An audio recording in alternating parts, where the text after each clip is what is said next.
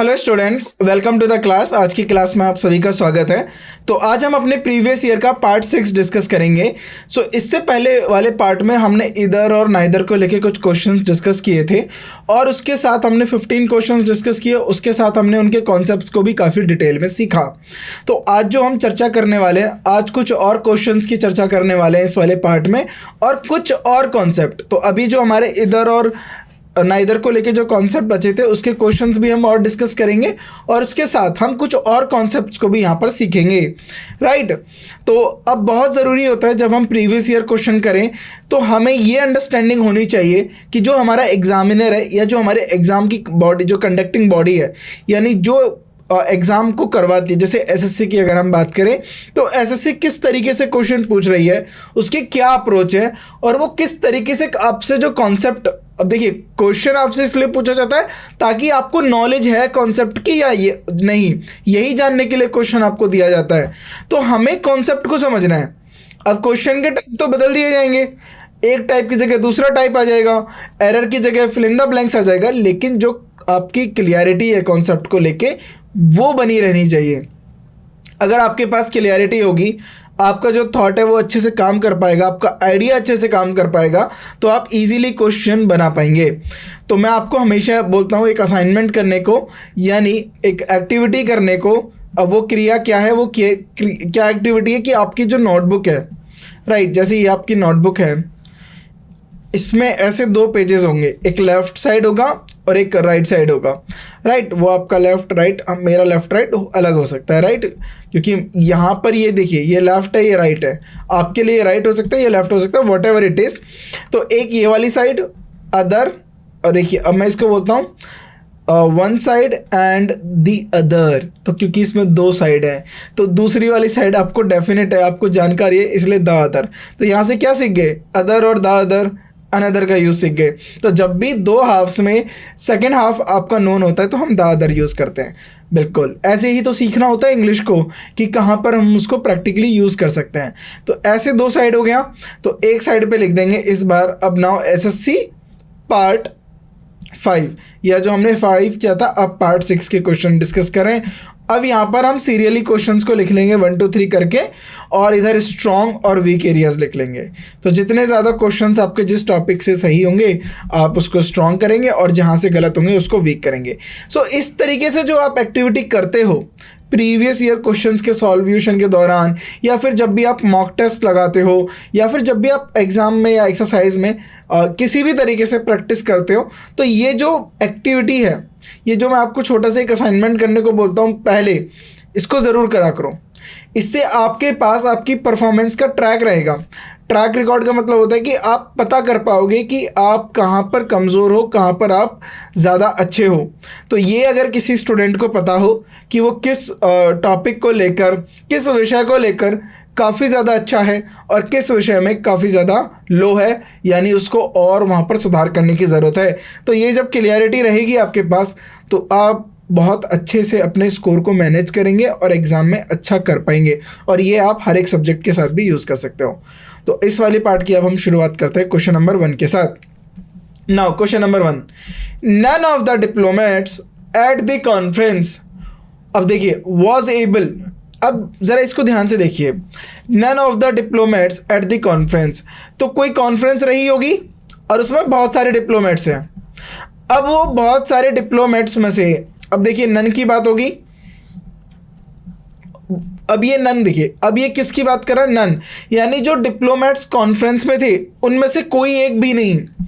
अब कोई एक भी नहीं, अब देखिए नन जो होता है ये पूरे एक ग्रुप में की बात करता है, यानी ग्रुप में से किसी एक को भी नहीं, यानी किसी एक को भी समझ में नहीं आया, किसी एक ने भी ऐसा नहीं करा। तो जब कोई भी ज़ीरो पार्टिसिपेशन की बात होती है, ज़ीरो इन्वॉल्वमेंट की बात होती है, तो हम नन का इस्तेमाल करते हैं। और नन यहाँ पर क्या यूज़ हुआ, डिटर्मिनर और प्रोनाउन। तो ज़रा ध्यान से देखिए, ऑफ एक प्रीपोजिशन है, अगर हम इस क्वेश्चन को खोल दें तो ऑफ एक प्रीपोजिशन है, राइट, और डिप्लोमेट्स यहाँ पर क्या है, एक नाउन, और ये नाउन प्लूरल है, लेकिन ये जो है ऑब्जेक्ट है प्रीपोजिशन का, तो जाहिर सी बात है ये कॉन्फ्रेंस नहीं बन, ये जो है सब्जेक्ट नहीं बनेगा। अब बात करते हैं एट की। एट क्या है? एक प्रीपोजिशन। और कॉन्फ्रेंस क्या है? देखिए द जो है डिटर्मिनर या आर्टिकल है, डेफिनेट आर्टिकल, वो कॉन्फ्रेंस के लिए आया, तो जाहिर सी बात है ये एक नाउन है। लेकिन इससे पहले एक प्रीपोजिशन आ गया, और आपको पता है प्रीपोजिशन कभी अकेला नहीं आता, वो अपने ऑब्जेक्ट के साथ आता है। तो कॉन्फ्रेंस एट का क्या हो गया? एट क्या है? प्लेस को इंडिकेट करने के लिए आया है, तो कॉन्फ्रेंस एट का क्या हो गया? ऑब्जेक्ट हो गया। अब यहाँ पर आपको एक वर्ड दिखा, नन। अब नन यहाँ पर क्या है? प्रोनाउन। क्या है? प्रोनाउन। और ये किसकी तरह काम कर रहा है? सब्जेक्ट की तरह काम कर रहा है। और यहाँ पर एक वर्ब आई, वॉज। तो जो ये वॉज वर्ब आई है ना, ये नन के लिए आई है। किसके लिए आई है? नन के लिए आई है। तो यहाँ तक तो कोई एरर नहीं थी। Was able. अब देखिए, नन तो आपने कॉन्सेप्ट क्या पढ़ा है? नन पढ़ा है। नन को लेकर जो चीज़ें ठीक है, अब आपको लग रहा है एक कॉन्सेप्ट यहाँ पर नन का इन्वॉल्वमेंट हुआ, बट नन को लेकर तो चीज़ें यहाँ पर ठीक दी गई हैं। अगर नन को लेकर यहाँ पर चीज़ें ठीक दी गई हैं तो नन में एरर नहीं है, हम यहाँ पर आगे बढ़ जाएंगे, यानी नन में एरर नहीं है। अब हम दूसरे को देखते हैं। अब आया है इधर। अब इधर पे बात करते हैं। Was able either to comprehend or solve the problem. अब कहने का मतलब है कि जो भी वहाँ डिप्लोमेट्स थे कॉन्फ्रेंस में, कोई एक भी प्रॉब्लम को कॉम्प्रीहेंड ना ही तो समझ पाया और ना ही सॉल्व कर पाया, यानी समझ भी नहीं पाया और सॉल्व भी नहीं कर पाया। तो यहाँ पर जो ईदर की जो प्लेसमेंट है ना, ये थोड़ी गड़बड़ कर दी है। ये जो प्लेसमेंट है ये गड़बड़ कर दी है। यहाँ पर टू ईदर आएगा। Was able, none of the diplomat at the conference was able to either देखिए to solve इसके साथ भी आएगा, to comprehend इसके साथ भी आएगा। लेकिन जब आप either to comprehend कर देंगे और solve कर देंगे तो ये जो स्ट्रक्चर है इधर के बाद, ये आपको और के बाद नहीं मिल रहा। जो to है, to यहाँ पर दोनों के लिए आए। to comprehend भी नहीं कर पाया और टू सॉल्व भी नहीं कर पाया। लेकिन हम टू को दोनों के लिए यूज़ करना चाहते हैं, तो इसीलिए टू पहले आएगा, टू प्लस ईदर।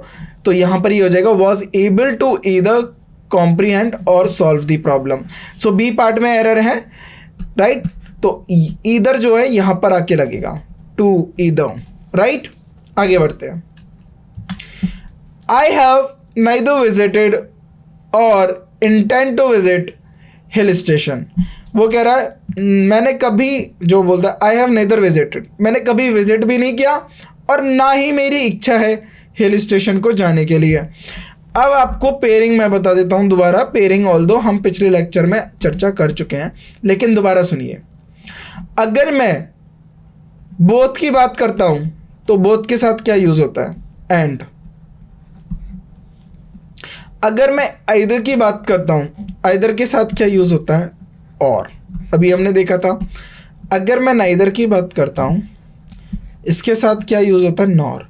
देखिए ये जो होते हैं ना, ये तीनों, ये टू एंटिटीज़ की बात करते हैं, टू एंटिटीज़ की। एक एंटिटी यहाँ पर आ गई और दूसरी एंटिटी यहाँ पर आ गई।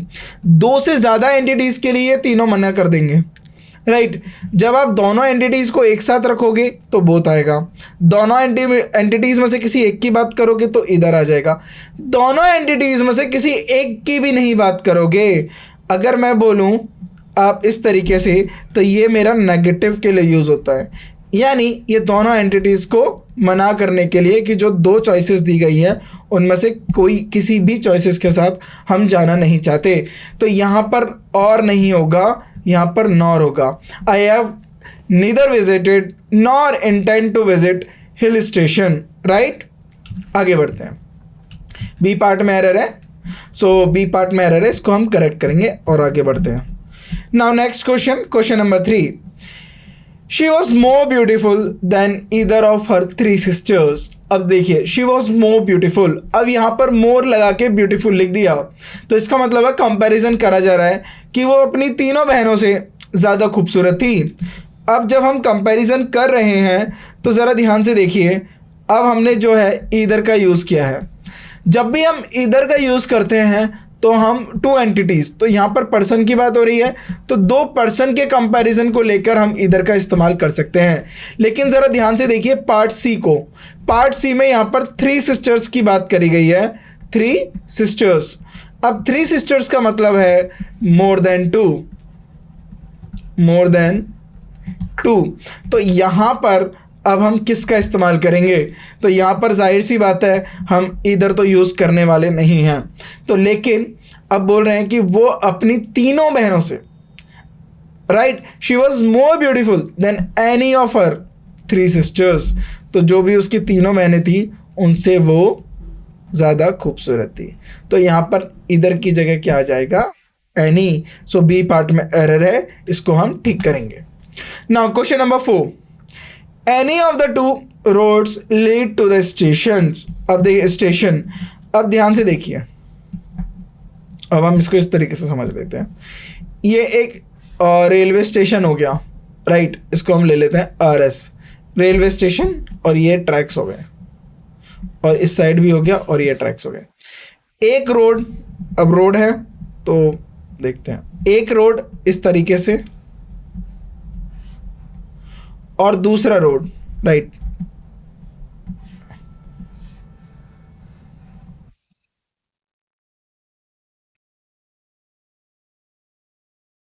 ये 2 रोड्स हैं।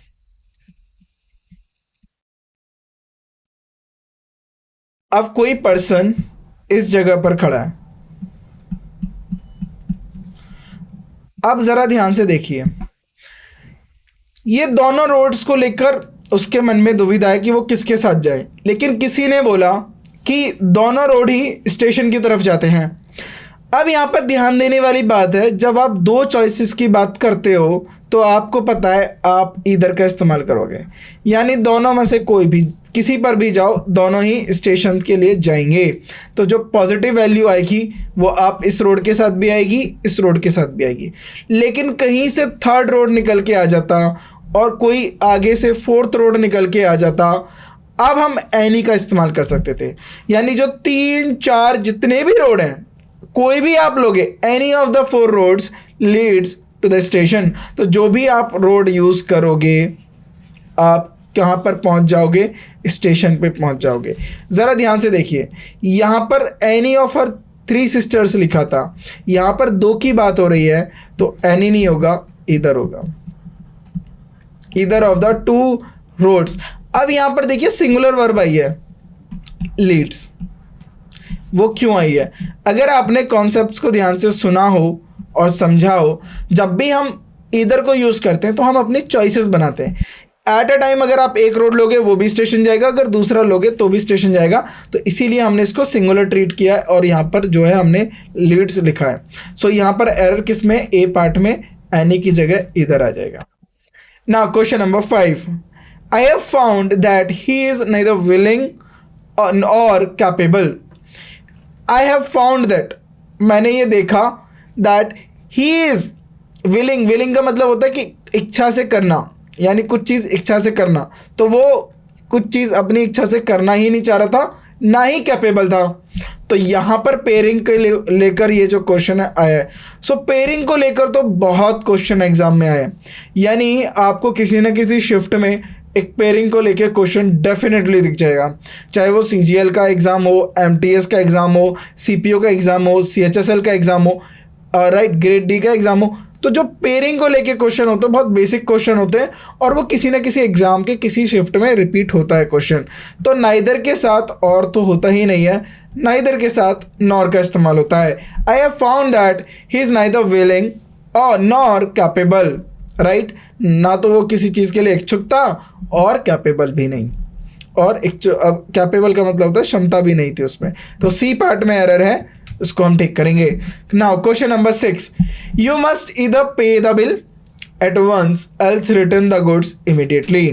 तो अब इस क्वेश्चन में क्या बोला गया है, या तो आप बिल को पे करिए, you must either pay the bill, या तो आप बिल को पे करिए एट वंस, राइट, नहीं तो रिटर्न करना पड़ेगा आपको जो भी आपने सामान लिया। तो गुड्स का मतलब यहाँ पर आर्टिकल्स हैं, आर्टिकल्स या आइटम्स हैं, राइट। तो अब यहाँ पर देखिए एल्स आया है, यू मस्ट इधर पे द बिल। अब यहां पर देखिए पे द बिल, राइट, वर्ब के साथ noun, at once, again return the goods, verb के साथ नाउन, तो इधर और एल्स इनके साथ ही तो कनेक्शन हुआ है, दो फ्रेजेस को जोड़ा गया है और दोनों फ्रेजेस जो हैं वो सेम कॉन्टेक्स्ट में हैं, यानी दोनों के साथ वर्ब और उनके ऑब्जेक्ट लिखे गए हैं। अब दोनों के साथ वर्ब और ऑब्जेक्ट लिखे गए हैं, लेकिन एक है इधर, इधर के साथ फ्रेज, और दूसरा है एल्स के साथ फ्रेज। क्या आपको पेयरिंग में ये सीखा था इधर और एल्स? नहीं, हमने पेयरिंग में इधर और सीखा था, एट वंस और रिटर्न द गुड्स इमीडिएटली। तो बी पार्ट में एरर है, इसे हम ठीक करेंगे। नाउ अब आपको A B C D fill in the blanks, अब 4 ऑप्शंस दिए हुए हैं, इनमें से आपको राइट आंसर बताना है। The farmer had dash land and many servants. अब जरा ध्यान से देखिए, अब ये जो क्वेश्चन है ना, ये आपकी रीजनिंग एबिलिटी पे है कि आप कितना ज़्यादा कॉम्प्रिहेंड कर पाते हो। अगर आप लिखते हो कि किसी किसान के पास बहुत थोड़ी सी ज़मीन है, very little land and many servants, तो एक किसान के पास जिसके पास एक थोड़ी सी ज़मीन हो और बहुत सारे उसके पास सर्वेंट्स हो, नौकर हो, क्या ऐसा पॉसिबल है? क्या ऐसा हो सकता है एक नॉर्मल कॉन्टेक्स्ट के अंदर, नॉर्मल कंडीशंस में? बिल्कुल नहीं, ऐसा नहीं हो सकता। अब आता है a farmer had some land, उसके पास थोड़ी ज़मीन है, मतलब कुछ तो ज़मीन है, सम मतलब कुछ तो है, एंड मैनी सर्वेंट, तो थोड़ी ज़मीन है बट कुछ तो है, और बहुत सारे सर्वेंट्स हैं। क्या ये कंडीशन फॉलो करती है? ज़रा ध्यान से देखिए। अब मान लीजिए उसके पास 2 हेक्टेयर है और उसके पास 20 किसान है, या सॉरी 20 का जो है सर्वेंट्स है, या 25 सर्वेंट्स है। 2 हेक्टेयर की ज़मीन में इतने सर्वेंट्स को कोई किसान नहीं रख पाता, तो ये गड़बड़ है, तो सम भी नहीं होगा। अ farmer had a lot of, यानी बहुत सारी ज़मीन है, अ lot of land and many servants, ये कंडीशन ट्रू हो सकती है। A farmer had many land, बहुत ज़मीन है, एंड मैनी सर्वेंट्स, अब देखिए मैनी भी आ गया, लॉट भी आ गया। तो देखिए अब यहाँ पर कॉन्सेप्ट कहाँ से है? कॉन्सेप्ट आपको मैं बता देता हूँ। 2 कॉन्सेप्ट है, एक है मच और मैनी का, कि मैनी और मच का उपयोग कहाँ होता है। दूसरा है अ lot of, lots of, right, इसका कॉन्सेप्ट है। अब मच और मैनी में देख लीजिए, अब ये हम कई बार डिस्कस कर चुके हैं, इतना ज़्यादा आपको मैंने रिवाइज करा दिया है प्रीवियस ईयर के अंदर ही कॉन्सेप्ट। अगर आप मच की बात करते हो तो ये अनकाउंटेबल नाउन की बात करेगा, अनकाउंटेबल नाउन की बात करेगा। अगर आप मैनी की बात करते हो तो ये प्लूरल काउंटेबल नाउन की बात करेगा, काउंटेबल नाउन की बात करेगा, प्लूरल काउंटेबल नाउन। तो जाहिर सी बात है जो लैंड होती है ये हमारा, अब लैंड को लेकर अब हम बात करें तो ये अनकाउंटेबल नाउन होती है। आप ऐसे नहीं कह सकते 1 लैंड, 2 लैंड, 3 लैंड, नहीं, आपको उसको एरिया में बताना पड़ता है, या पैरामीटर में करना पड़ता है, या उसकी और जो दूसरी यार्ड्स हो गया, या कोई और जो मेजरिंग यूनिट होती है उसमें बताते हो। लेकिन अ लॉट ऑफ के साथ आप अनकाउंटेबल नाउन यूज़ कर सकते हो। सो सी इज़ द राइट आंसर। अब आगे बढ़ते हैं। नाउ क्वेश्चन नंबर 8 को देखते हैं अब हम। क्वेश्चन नंबर 8 में देखिए, फ्यू जो होता है ये एक नेगेटिव सेंस के लिए इस्तेमाल किया जाता है, राइट। फ्यू हमारा नेगेटिव सेंस के लिए इस्तेमाल किया जाता है। तो यहाँ पर जो ये सेंटेंस है, ये बोला जा रहा है कि यहाँ पर जो लोग हैं वो गॉसिप्स के लिए आते हैं, तो ये गड़बड़ है, ये पॉजिटिव की बात हो रही है। और फ्यू का मतलब होता है, अगर मैं फ्यू की बात करूँ, फ्यू का मतलब होता है ना के बराबर, और ये नेगेटिव सेंस में यूज़ किया जाता है। लेकिन फ्यू काउंटेबल नाउन के साथ यूज़ किया जाएगा, लेकिन ना के बराबर, तो ये नहीं हो सकता। अ लॉट ऑफ होता है या लॉट्स ऑफ होता है, तो यहां पर क्या गड़बड़ होगी कि यहां लॉट्स होना चाहिए था तो सही हो सकता था। Most of people come here, most of the people होगा, राइट, ये गड़बड़ हो जाएगा। तो A is the right answer, a lot of people, या मतलब काफी सारे लोग यहां पर गॉसिप्स करने आते हैं। So 8 is the right answer, मतलब B is the right answer. 8 का बी हमारा सबसे सही आंसर होगा। The lawyer has plenty of clients. अब देखिए प्लेंटी का मतलब होता है कि सम क्लाइंट्स, तो जो लॉयर है उसके पास कुछ तो क्लाइंट्स हैं। अब प्लेंटी का यूज़ देख लीजिए, जब भी आप प्लेंटी के साथ ऑफ यूज़ करते हो, प्लेंटी मतलब एक सर्टेन नंबर को बताता है, some amount of number, right, कुछ तो हैं उसके पास क्लाइंट्स। तो प्लेंटी एक ऐसा वर्ड है जिसे आप अनकाउंटेबल और काउंटेबल नाउन के साथ लिख सकते हो। यानी अनकाउंटेबल नाउन के साथ भी लिख सकते हो प्लेंटी को, और काउंटेबल नाउन के साथ भी आप प्लेंटी का इस्तेमाल कर सकते हैं, राइट। सो इस क्वेश्चन के अंदर कोई एरर नहीं है, this is right. Now I read a great deal of books, no error. Now अब मैं आपको अ ग्रेट डील ऑफ का यूज सिखा देता हूं। हम बात करते हैं अ ग्रेट डील ऑफ, इसके साथ क्या कंडीशन है। देखिए जब भी आप अ ग्रेट डील ऑफ को आप यूज़ करोगे तो ये हमारा अनकाउंटेबल नाउन के लिए, ये किसके लिए यूज़ किया जाता है, अ great deal of uncountable noun, uncountable noun के लिए, अनकाउंटेबल नाउन्स के लिए। अ ग्रेट डील ऑफ बुक्स, और बुक्स कैसा है, काउंटेबल, काउंटेबल नाउन, और वो भी कैसा, प्लूरल। अगर मैं बात करूं प्लूरल काउंटेबल नाउन के साथ आप क्या यूज कर सकते हो, तो प्लूरल काउंटेबल नाउन के साथ अ number of, a number of, आप संख्या में तोड़ सकते हो इनको। उसके बाद अ नंबर ऑफ के साथ साथ क्या यूज कर सकते हो आप, और बताइए, right, a great number of, a lots of book, a lot of book. तो इस तरीके से आप यूज़ कर सकते हो। तो लेकिन यहाँ पर जो एरर आएगी अ ग्रेट डील नहीं होगी। तो यहाँ पर जो पॉइंट ऑफ एरर है इसमें यही है कि ग्रेट डील की जगह हो जाएगा a number of book, a number of book. So यहाँ पर आप सही इसको करोगे, a number of books, I read a number of books, यानी उसने अच्छा खासे अमाउंट में बुक को पढ़ा है। सो बी पार्ट में एरर, इसको ठीक करेंगे। Question number 11, we have received a great deal of complaints। again question को ध्यान से देखिए, a great deal, a great deal। Now इसके बाद का जो नाउन था मैंने आपको बताया था अनकाउंटेबल नाउन आना चाहिए था, अनकाउंटेबल नाउन। बट यहां पर ध्यान से देखिए, ये जो सी पार्ट में जो कंप्लेंट्स लिखा गया है, राइट, जो ये सी पार्ट में कंप्लेंट्स लिखा गया है, ये कैसा है, प्लूरल काउंटेबल नाउन। तो यहां पर क्या यूज हो सकता है, अब यहां पर आप a great number of complaint कह सकते हो, a great number of complaints. तो सिंपली आप इसको चेंज कर दीजिए, a number of complaint, B part, right, a number of complain, a large number of, अगर आप दिखाना ही चाहते हो बहुत ज़्यादा आया तो आप ग्रेट नंबर ऑफ कंप्लेन लिख सकते हो, बहुत बड़ा नंबर, राइट। डील की जगह क्या आ जाएगा, नंबर आ जाएगा, राइट, राइट। तो इसको हम 11th पार्ट को करेक्ट कर लेंगे। So B is the right, इसमें क्या होगा हमारा, C, C is the right answer, C is the right answer. Now question number 12, The police arrived and discovered a large number of hoarded, hoarded का मतलब होता है कि जैसे मान लो क्या आपने अगर सुना होगा काफ़ी ज़्यादा न्यूज़ में कि पुलिस ने रेड मारी और उसको पता चला कि कहीं पर 1000 किलो प्याज छुपाई हुई थी, 100 किलो प्याज छुपाई हुई थी, 20 किलो प्याज छुपाई हुई थी। ऐसे जो छुपा के रखते हैं शॉप्स के अंदर, वो क्या करते हैं कि जब मार्केट में सप्लाई कम हो जाती है तो डिमांड बढ़ने लगती है, तो वो रेट को बढ़ा देते हैं। तो ये प्रोक्योरेशन जो होता है ये मना करा जाता है कि अनाज का आप इतना ज़्यादा प्रोक्योर नहीं कर सकते जिससे डिमांड और सप्लाई में प्रॉब्लम हो। तो जो पुलिस होता है, पुलिस क्या है, police arrived and discovered a large number of, again a large number of, a large,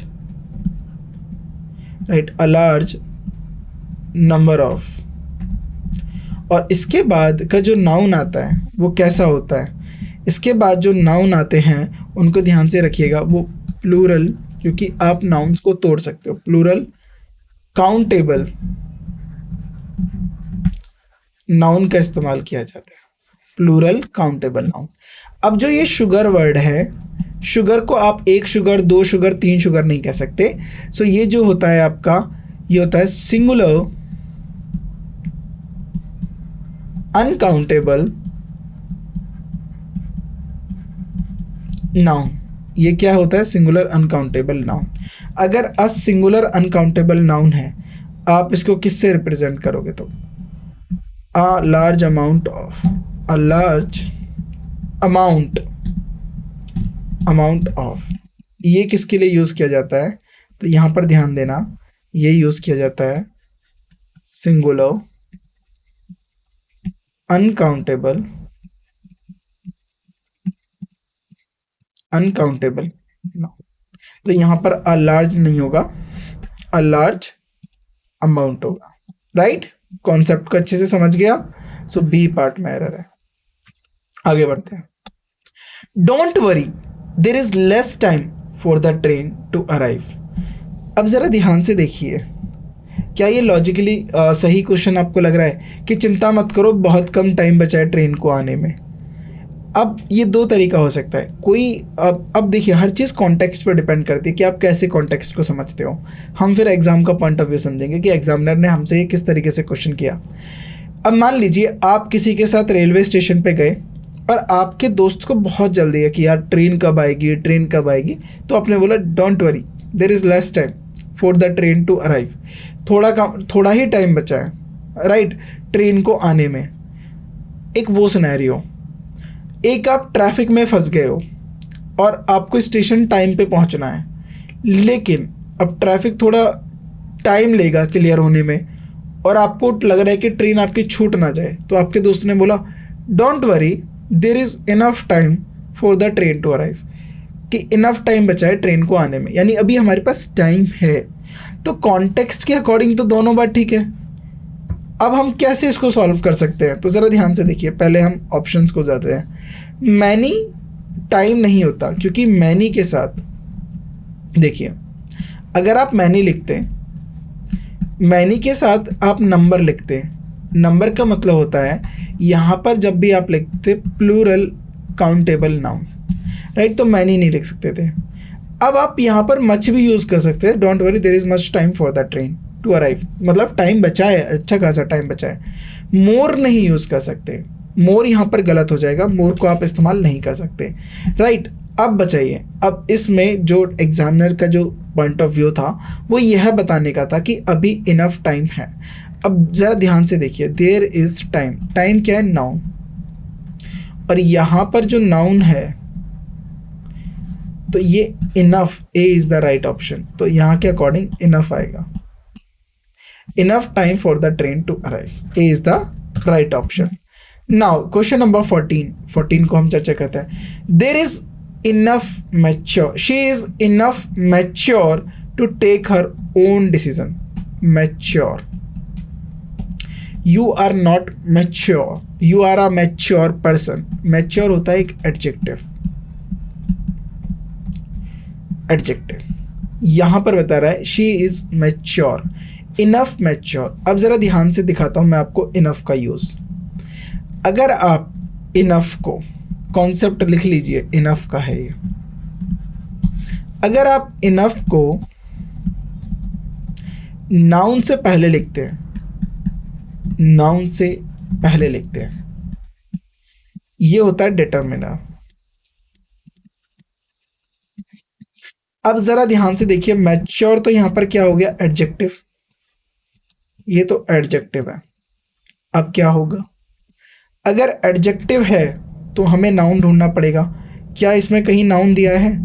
नहीं दिया है। सो जाहिर सी बात है, अब हमारे पास जो लास्ट में मैंने आपको इनफ को लेके एक रूल समझाया था कि जब भी आप इनफ को एज अ एडवर्ब यूज़ करोगे, एज अ एडवर्ब, बहुत इंपॉर्टेंट कॉन्सेप्ट, बहुत ज़्यादा important concept, as a adverb use करोगे तो ये किसको क्वालिफाई करेगा?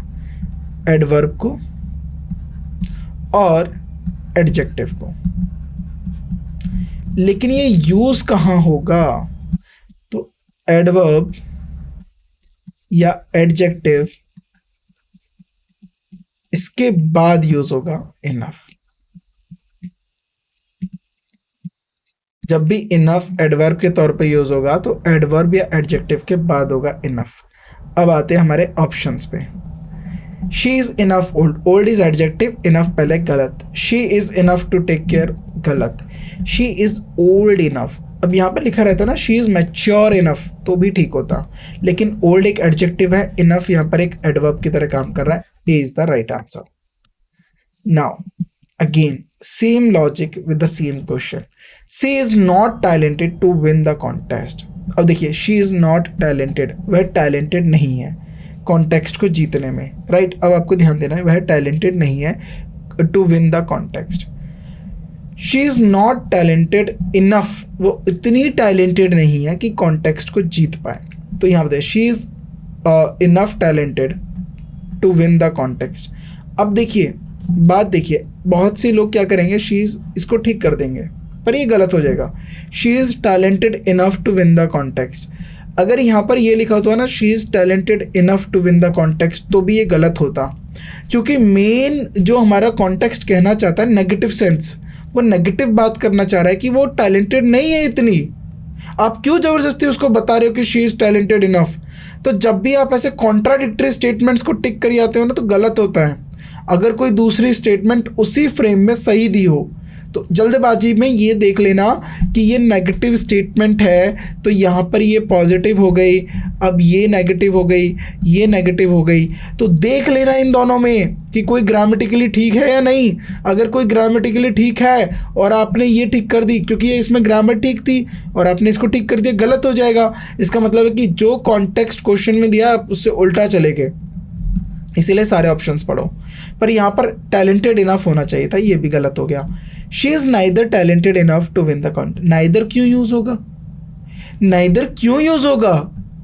कंपैरिजन हो रहा है क्या? नहीं, शी इज इनफ, देखिए she is neither talented enough और कैपेबल होता, इनफ कैपेबल या फिर कैपेबल इनफ होता, या और के बाद जो होता तब हम उसकी बात करते, लेकिन नाइदर क्यों?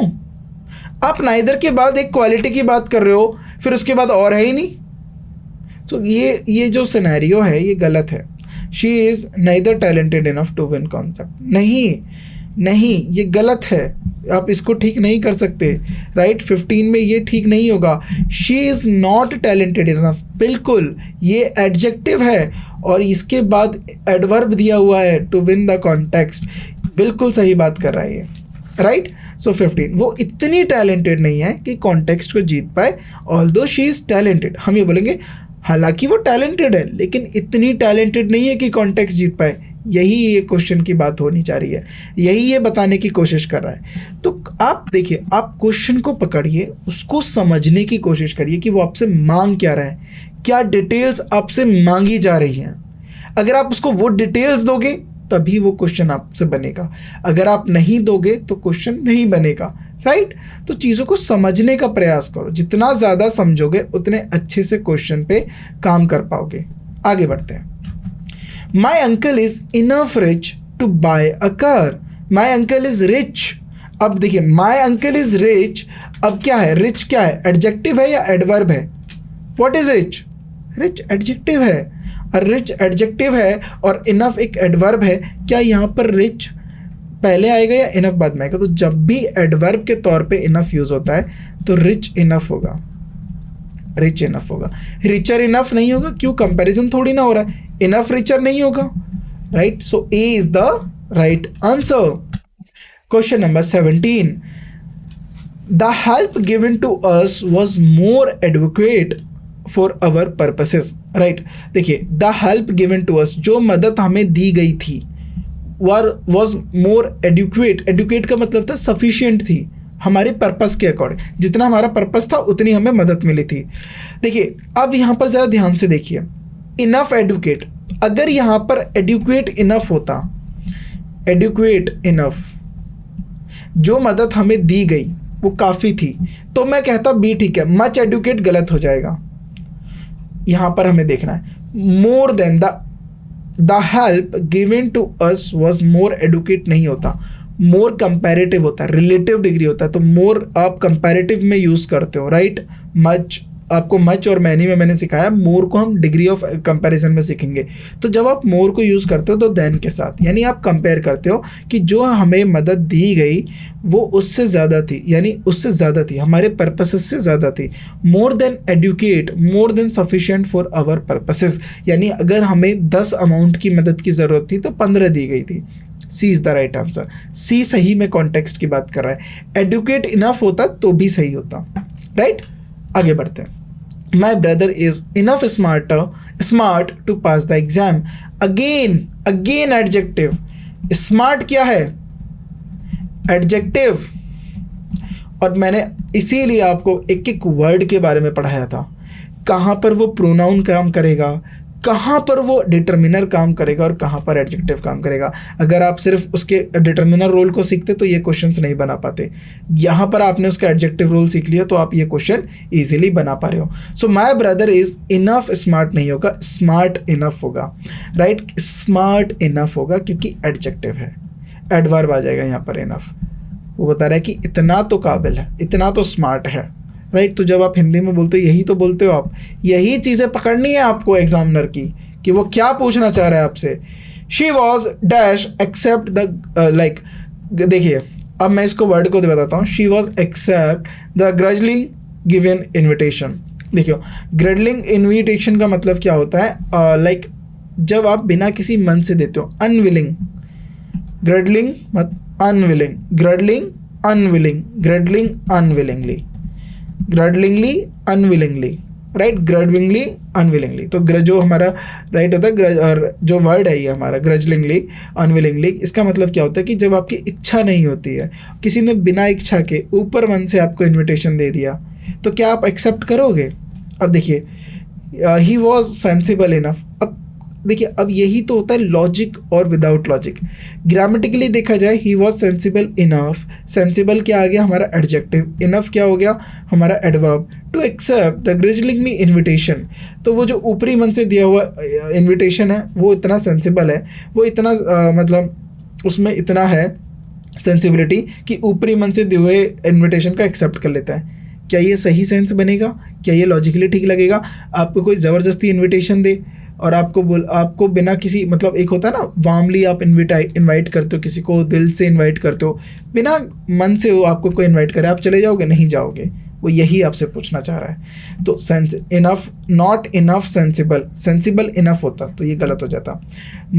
ही was sensible enough not to accept, यानी वो इतना सेंसिबल है कि वो इस तरीके के इन्विटेशन को एक्सेप्ट नहीं करेगा। नॉट टू एक्सेप्ट, देखिए यहाँ पर गलती क्या हो गई कि नॉट के बाद टू इसलिए लगा दिया क्योंकि एक्सेप्ट जो है ये 2 + V1 ये हमारा इन्फिनेटिव बन रहा है, इसीलिए हमने इसको जो है राइट ये हमारा जो है 2 + V1 जो है इन्फिनेटिव बन रहा है, इसीलिए हमने इसके साथ not to accept the 2+ verb की first form, to not accept नहीं होता, राइट, ये गलत हो जाता। Last question, he worked hard and had enough of a bank balance to see him through even in rainy days. He worked hard, उसने बहुत मेहनत करी, worked hard and had enough of bank balance, यानी उसके पास इतना पैसा हो गया to see him through even in rainy days, right. तो उसको रेनी डेज में भी देख सकते हो। रेनी डेज का मतलब हो सकता है कि वो मतलब डिफ़िकल्ट टाइम्स में भी सर्वाइव कर जाएगा। तो enough of a bank balance नहीं होता, इनफ बैंक बैलेंस हो जाएगा। अब यहाँ पर देखिए हैड वॉट बैलेंस, कैसा बैलेंस, बैंक बैलेंस, तो यहाँ पर इनफ डिटर्मिनर है, यहाँ पर डिटर्मिनर है क्योंकि इनफ मनी, बैंक बैलेंस का मतलब है इनफ मनी, तो यहाँ पर उसके पैसे बता रहे हैं कि उसके पास इतना तो पैसा है, राइट। सो इस तरीके के क्वेश्चंस थे, बहुत इंटरेस्टिंग क्वेश्चन थे और खासकर लेके इनफ को।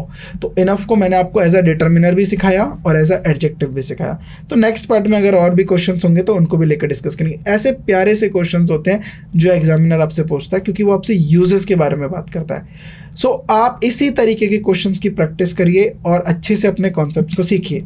बाकी के जो क्वेश्चंस हैं वो हम अपने नेक्स्ट पार्ट में करेंगे डील, राइट। तब तक के लिए आप इनको रिवाइज करिए और देखिए आपके कितने स्ट्रॉन्ग एरियाज़ हैं और कितने वीक एरियाज़ हैं। जहाँ पर आपकी गलती हुई है उसका देखिए, अब हर एक का हमने एक्सप्लेन बहुत ज़्यादा किया है, उसके एक्सप्लेनेशन को चेक करिए और अच्छे से आंसर करिए। तो आज की क्लास को हम यहीं रोकते हैं। Thank you so much.